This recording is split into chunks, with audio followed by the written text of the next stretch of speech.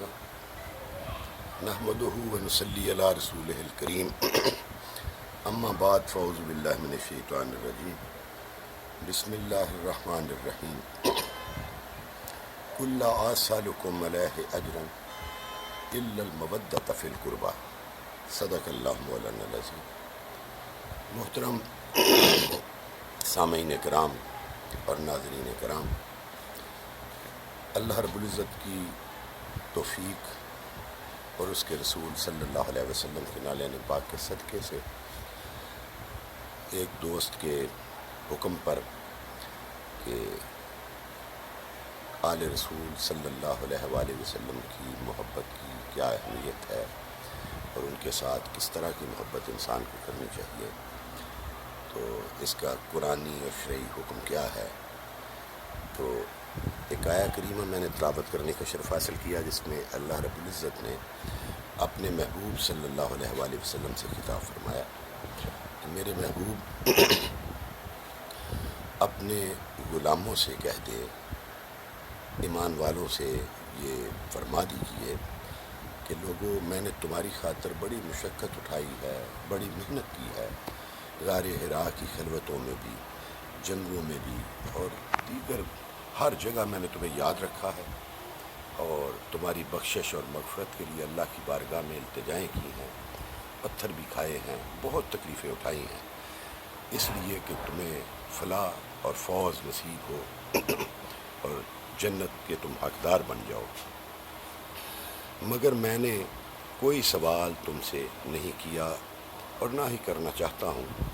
اللہ کے حکم سے تم سے ایک سوال کرتا ہوں کہ میرے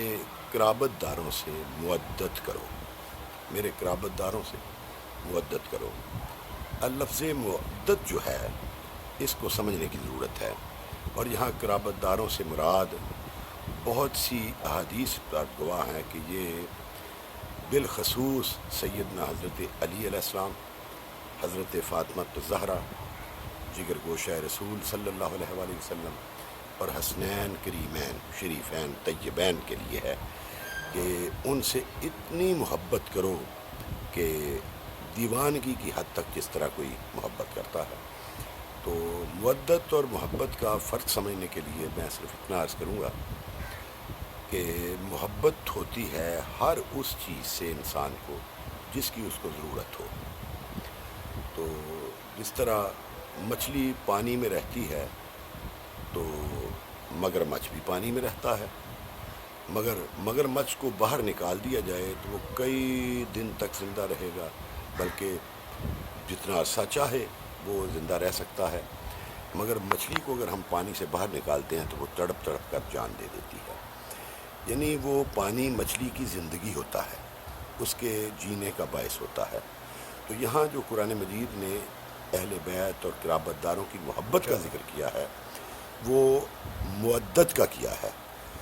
ہم پانی کے بغیر بھی 2-3 دن زندہ رہ سکتے ہیں، کھانے کے بغیر رہ سکتے ہیں، مگر ہماری ضرورت ہے، مگر آکسیجن ہمیں چند منٹوں کے لیے بھی نہ ملے تو ہم مر جائیں گے۔ تو مودت روحانی زندگی کے لیے یاد اہل بیت، محبت اہل بیت ایک آکسیجن کی حیثیت رکھتی ہے۔ جس طرح اللہ فرمانا یہ چاہتا ہے کہ جس طرح آکسیجن کے بغیر تمہاری ظاہری زندگی ناممکن ہے، ایسا ہو جائے کہ آل رسول صلی اللہ علیہ وسلم اور قرابت رسول صلی اللہ علیہ وسلم کی محبت اس حد تک چلی جائے کہ تمہارے دل کی ہر دھڑکن کی وہ زندگی بن جائے۔ تو محبت اہل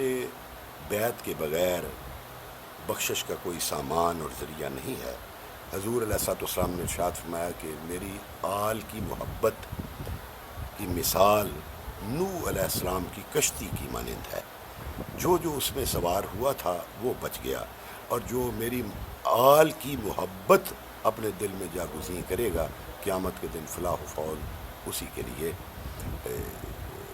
اللہ رب العزت نے رکھی ہے۔ اور جس کے دل میں آل رسول کا نفاق ہو، بغض ہو اور دور ہو تو وہ یہ سمجھے کہ ابھی اس کے ایمان کی بھی تکمیل نہیں ہوئی۔ ایمان کی تکمیل کے لیے محبت اہل بیت ضروری ہے، اور قرابت داروں سے محبت کرنا درجہ بدرجہ یہ اللہ رب العزت کا قرآنی حکم ہے اور تاجدار کائنات کے ذریعے سے کہلوایا ہے کہ میرے محبوب آپ ان سے فرما دیں۔ تو دوستان گرامی قدر، تمام اہل ایمان اور اہل اسلام کو یہ پیغام ہے کہ دیکھیں، اگر ہم صحابہ کا ادب نہیں کرتے تو بھی ہم مومن نہیں۔ صحابہ کا ادب لازم ہے، اہل بیت کی محبت لازم ہے، اور اس کو اپنی زندگی ہمارے عمل سے جھلکنا چاہیے۔ ہم صحابہ کی تکریم کرنے والے بھی ہوں اور اہل بیت کی سے محبت کرنے والے محب بھی ہوں۔ ہوا یہ ہے ہمارے پاکستان میں اور دنیا میں کہ لوگ بٹ گئے ہیں افراط و تفریط کی وجہ سے۔ کچھ لوگوں نے محبت آل رسول کے نام پر صحابہ کرام کی شان میں گستاخیاں شروع کر دیں، اور کچھ نے ان کی دفاع کے نام پر اہل بیت کی محبت کو ضروری نہیں سمجھا، جبکہ یہ دین کے دو بازو تھے اور جن کا مرکز تاجدار کائنات ہے۔ اگر ہم صحابہ کرام کو دیکھیں تو بھی حضور علیہ السلام کی نسبت سے، اور اگر ہم اہل بیت رسول صلی اللہ علیہ وسلم کی بات کریں تو بھی نسبت رسول کی وجہ سے مرکز تاجدار کائنات کو سمجھا جائے، اور حضور علیہ السلام کی وجہ سے اہل بیت سے محبت اور ادب کیا جائے اور صحابہ کرام سے محبت اور ادب کیا جائے۔ ہم افراط و تفریط کا شکار ہو جاتے ہیں، کبھی کسی کو اس حد تک بڑھانے کی کوشش کرتے ہیں کہ دوسرا ڈی گریڈ نظر آئے، کبھی ان کو بڑھانے کی کوشش کرتے ہیں کہ یہ ڈی گریڈ نظر آئیں، جبکہ ایسا نہیں۔ اور یہ جو بات کہ صحابہ کرام اور اہل بیت کرام میں عظام میں اختلاف تھا، یہ بڑی غلط بات ہے۔ صحابہ کرام اہل بیت کی تکریم بھی کرتے تھے اور ان سے مودت بھی کرتے تھے، اور اہل بیت رسول صلی اللہ علیہ وسلم صحابہ کرام کو اہمیت دیتے تھے اور ان کے لیے نرم گوشہ رکھتے تھے، اور یہ حضور علیہ السلام کے صحابہ تھے، ان کو کھانا بھی کھلاتے اور ان کے ساتھ گفتگو بھی کرتے۔ ایک حدیث میں آپ کی خدمت پیش کرنا چاہتا ہوں۔ ایک مرتبہ سیدنا حضرت ابوبکر صدیق تشریف فرما تھے، تو مولا کائنات علی علیہ السلام آئے تو حضرت ابوبکر صدیق نے کھڑے ہو کر استقبال فرمایا اور مسکرانے لگے۔ حضرت علی علیہ السلام نے پوچھا کہ بھائی ابو بکر کیوں مسکرا رہے ہیں؟ تو انہوں نے عرض کیا کہ یا علی، میں نے حضور صلی اللہ علیہ وآلہ وسلم سے سنا ہے کہ کوئی شخص جنت میں داخل نہیں ہو سکتا جب تک علی اجازت نہیں دیں گے۔ تو میں اس لیے خوش رہا ہوں کہ اللہ رب العزت نے آپ کو کیسا مرتبہ دیا ہے کہ ہر جنتی آپ کا محتاج ہوگا، جب تک آپ کی طرف سے اجازت نامہ نہیں ملے گا وہ جنت میں نہیں جائے گا۔ تو سیدنا حضرت علی علیہ السلام ان کی بات سن کر مسکرا پڑے۔ آپ نے کہا کہ ابو بکر، میں بھی آپ کو آقا کا ایک فرمان سناؤں کہ حضور علیہ السلام نے مجھے ارشاد فرمایا کہ علی، جنت میں ہر داخل ہونے والے کو تمہاری اجازت ہوگی، مگر اس شخص کو اجازت نہ دینا جو ابو بکر صدیق سے بغض رکھتا ہو۔ تو دوستان گرامی قدر، یہ تو حال تھا ان کا آپس میں کہ وہ ایک دوسرے کے فضائل بیان کرتے۔ حضرت عائشہ صدیقہ رضی اللہ تعالیٰ عنہ سے پوچھا گیا کہ ام المومنین یہ بتائیں کہ حضور علیہ السلام کو کائنات میں خواتین میں سب سے زیادہ کس سے محبت تھی؟ تو آپ نے ارشاد فرمایا کہ لوگوں، میں نے جو محسوس کیا ہے وہ یہ کہ سیدہ فاطمہ الزہرا سے بڑھ کر حضور علیہ السلام کو خواتین میں کسی سے محبت نہ تھی۔ پھر کسی نے عرض کیا کہ پھر مردوں میں سب سے زیادہ کس سے محبت تھی؟ تو آپ نے ارشاد فرمایا کہ ان کے زوج یعنی علی علیہ السلام سے۔ تو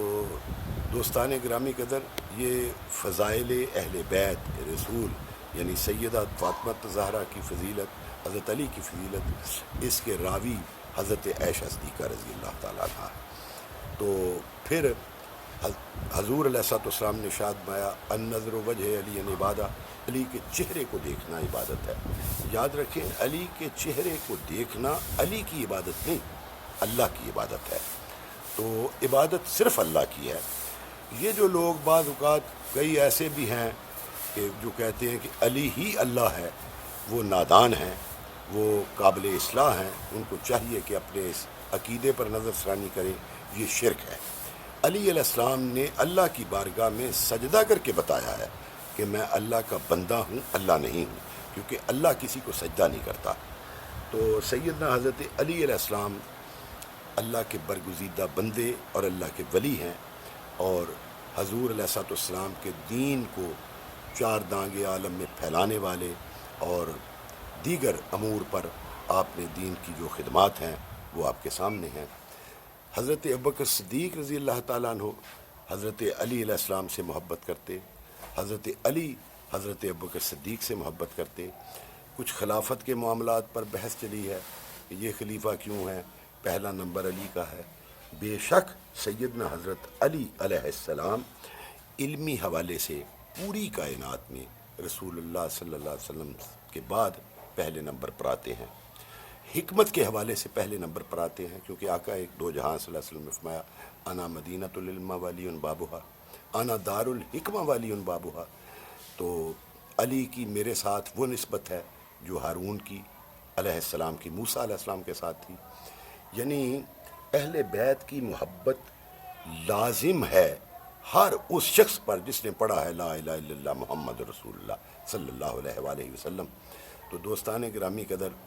یہ اختلافات کو ہوا دینا اور امت کو تقسیم کرنا یہ اچھی بات نہیں ہے۔ میری تمام علماء و ذاکرین سے، اہل تشیع سے، اہل سنت والجماعت سے، اہل حدیث علماء اور دیوبند علماء سے یہ گزارش ہے مؤدبانہ کہ یہ وتیرہ ٹھیک نہیں۔ قرآن جس پر ہمیں متفق کرتا ہے اس پر ہمیں متفق ہو جانا چاہیے۔ جب قرآن مجید کے ذریعے تاجدار کائنات صلی اللہ علیہ وسلم کا یہ فرمان ہم تک آ گیا کہ اہل قرابت سے محبت کرو، مودت کرو، تو پھر ہم کو چاہیے کہ یہ جو فروعی اختلافات ہیں یہ بلا کر یہ ہمیں چاہیے کہ ہم متحد رہیں تاکہ دشمن ہمیں ہڑپ نہ کر سکے اور ہمارا ملک محفوظ رہے۔ اگر یہ ملک محفوظ رہا تو ہم سب بھی محفوظ ہیں، عقیدے بھی محفوظ رہیں گے اور مسلک بھی محفوظ رہیں گے۔ اور اگر خدا نخواستہ خاکم بدہن ہماری افراتفری اور ہماری تفرقہ بازی اور اس میں ایک دوسرے کو گالی گلوچ اور ایک دوسرے کی گردنیں کاٹنے کا یہ سلسلہ جاری رہا تو پھر وہ وقت دور نہیں کہ ہم اللہ کے عذاب کی لپیٹ میں ہوں اور تفرقوں کی وجہ سے ہم پر کوئی مصیبت نازل ہو جائے اور ہم مذہب چھپاتے پھریں اور اپنے ایمان کا تحفظ بھی نہ کر سکیں۔ تو گزارشانہ یہ میری بات ہے کہ آپ تمام احباب اپنے اپنے مسالک پر قائم رہیں مگر دوسرے کے مسلک کو چھیڑے نہیں۔ صحابہ کرام کو گالی دینا، ان کو برا بھلا کہنا یہ مومن اور ایمان سے خارج ہے۔ تو جو دوسرے احباب ہیں وہ اہل بیت کے حوالے سے محتاط رہیں کہ ان کی محبت لازمی ہے اور ان کے بغیر نجات کا کوئی سامان نہیں، کیونکہ دیکھیں سیدہ شباب اہل الجنہ الحسن والحسین حضور علیہ الصلوۃ والسلام نے ارشاد فرمایا جو جنت کے سردار ہیں، اس کا مطلب ہے جنت کے مالک ہیں، تو ان کے بغیر آپ سردار کی اجازت کے بغیر جنت میں کیسے داخل ہوں گے؟ تو اہل بیت سے محبت کریں، صحابہ کا ادب کریں اور ان دونوں نسبتوں کو تاجدار کائنات صلی اللہ علیہ وآلہ وسلم کی وجہ سے قائم رکھیں اور ایک دوسرے کا احترام کریں، ادب کریں۔ ایک باپ کے اگر 5-6 بیٹے ہوں تو ہر بیٹے کا اپنے باپ سے ملنے کا اور اس سلام لینے کا اپنا طریقہ ہے۔ کوئی جھک کر سلام لیتا ہے باپ سے، کوئی گلے لگ جاتا ہے، کوئی چھوٹا ہو تو وہ گود میں آ جاتا ہے، کوئی باپ کی طرف نظر اونچی کر کے نہیں دیکھتا، کئی باپ کی داڑھی کو پکڑ لیتا ہے چھوٹا جس کو شعور نہیں ہوتا۔ تو وہ ہر کسی کا اپنا ایک طریقہ ہے۔ تو اگر کوئی ہاتھ باندھ کے نماز پڑھتا ہے، سینے پر ہاتھ رکھتا ہے، کوئی مذائقہ نہیں، اللہ کی بارگاہ میں پیش ہوتا ہے، اللہ کی بارگاہ میں نماز ادا کرتا ہے، اس کو خبر ہے، ہمیں بھی خبر ہے یہ اللہ کی نماز پڑھ رہا ہے۔ کوئی ناف پر ہاتھ باندھتا ہے تو یہ اس کا اپنا طریقہ ہے، تو وہ بھی کوئی حرج نہیں۔ کوئی ہاتھ چھوڑ کے نماز پڑھتا ہے تو بھی کوئی حرج نہیں۔ یہ فقہی مسائل ہیں، ان میں اختلافات جو ہیں اس کو ہوا دے کر ایک دوسرے پر کفر اور شرک کے اور منافقت کے فتوے لگانے کی بجائے باہمی شیر و شکر رہیں اور ایک دوسرے کا احترام کریں، ادب کریں، انسانیت کے ناطے، ایمان کے ناطے، اسلام کے ناطے، کیونکہ ہمارا مرکز جو ہے وہ اسلام ہے۔ ہم اسلام کو یہ چاہیے کہ اگر ہم اسلام پر ہیں تو دوسرا بھی سلامتی پر ہے۔ اسلام کا معنی یہ ہے کہ آپ سلامتی والا راستہ اختیار کریں، کسی کو کافر مت کہیں، کسی کو مشرک مت کہیں، کسی کو رافضی مت کہیں، کسی کو ناسبی مت کہیں، اور قرآن پر عمل کریں جس طرح قرآن کا حکم ہے۔ تاجدار کائنات صلی اللہ علیہ وسلم مرکز ہیں۔ اللہ رب العزت نے ارشاد فرمایا محمد الرسول اللہ، محمد صلی اللہ علیہ وسلم اللہ کے رسول ہیں۔ والذین معہ اشداء علی الکفار رحماء بینہم تراہم رکعا سجدا ویبتغون فضلا من اللہ ورضوانا۔ تو دوستان گرامی، محمد صلی اللہ علیہ وسلم اللہ کے رسول ہیں۔ اگر محمد ہیں تو پھر صحابہ بھی ہیں، اہل بیت بھی ہیں۔ تو ہم ان کی طرف دیکھیں۔ اللہ فرماتا ہے محمد اللہ کے رسول ہیں صلی اللہ علیہ وآلہ وسلم، اور جو ان کے ساتھ ہیں وہ ان کے ساتھی یعنی صحابہ کرام اور اہل بیت اشداء علی الکفار، وہ کافروں پر سخت ہے، رحماء بینہم آپس میں رحم دل ہیں۔ تو ان کا طریقہ جو صحابہ کا تھا، اہل بیت کا تھا، وہ ایک دوسرے کے لیے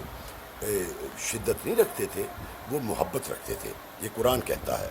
جو کافروں پر سخت تھے، اور اللہ فرماتا ہے میرے محبوب آپ دیکھیں گے انہیں سجدے کرتے ہوئے، تراہم رکعاً و سجدا، سجدہ کرتے ہوئے، رکوع کرتے ہوئے، اللہ کے فضل کے متلاشی پائیں گے۔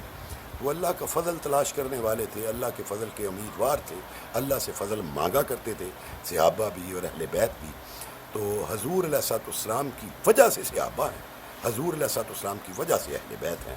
تو ہم سب اہل ایمان کو چاہیے کہ ہم اس کا خاص خیال رکھیں، کہیں ایسا نہ ہو کہ ہم نمازیں پڑھ کے بھی سب کچھ برباد کر بیٹھیں، روزے رکھ کے بھی سب کچھ برباد کر بیٹھیں، صحابہ کرام کی گستاخی کی وجہ سے، اہل بیت کی گستاخی کی وجہ سے،